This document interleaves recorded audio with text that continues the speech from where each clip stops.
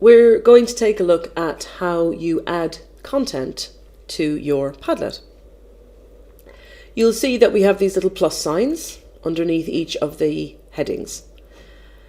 You can add text by simply clicking on that plus sign and writing something directly onto the Padlet. I'm going to give it a title.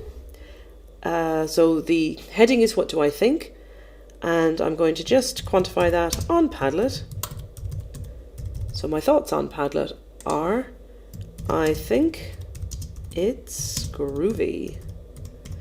And to post that, I just click off the little area for typing and it will post. And you'll see that it has posted, if you're in a training event, you'll see that that has posted up across all of the Padlets in the room, including those on a phone or a tablet.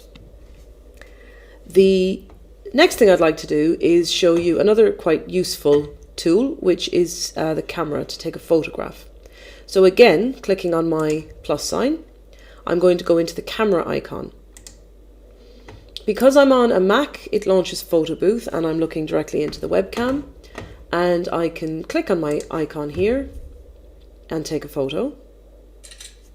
Lovely. And I'm going to hit save. And in a second that will pop up on the Padlet. And I can also title this. So this is Mary. And again, you should see that that has been shared around the room. I can also add a link. So let's imagine I wanted to share a link to the university's webpage. I simply copy the URL, Command C, and this time I'm going to go with the little link icon and paste and hit save. And it will post up the link, and it usually gives you a little visual as well on whatever the website is. That's just going to take a second. And while I'm just waiting for that to post up, oh, no, there we go.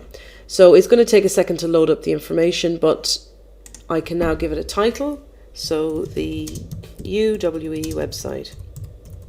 And again, if we're working with students, this is an opportunity to give them some instructions. So it might be, please click here and locate library services, or whatever it is that you are asking them to interrogate. So if you're using it live in a classroom situation, you can give them instructions directly on the Padlet. And on the Go Wild one, I'm going to just go into the 3 domino dots here. This on a computer will give you a lot more options. Now, some devices don't have some of these options. So for example, the voice recording. You can record a voice directly on some devices, and on others you have to record it first and then upload it. So if I hit the voice recording, that is the audio booth on this computer, and if I hit the microphone, that's recording directly what I'm saying.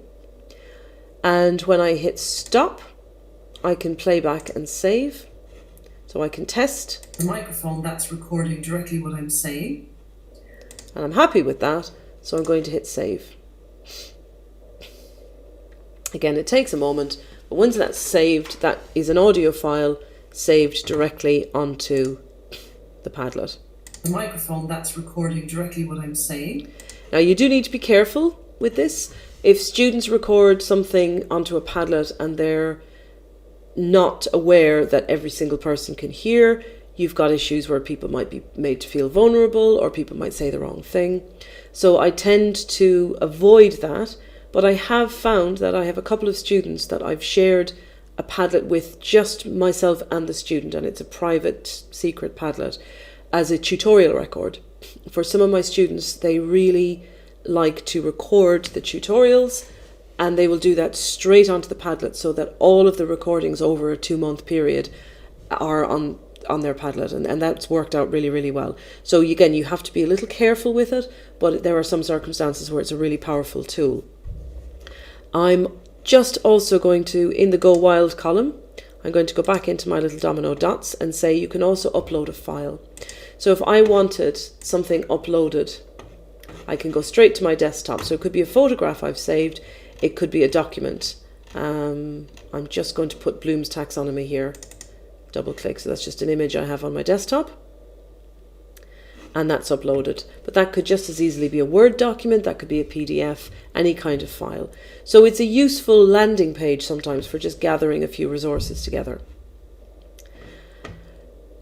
In order to share this, all you have to do is copy the URL up here.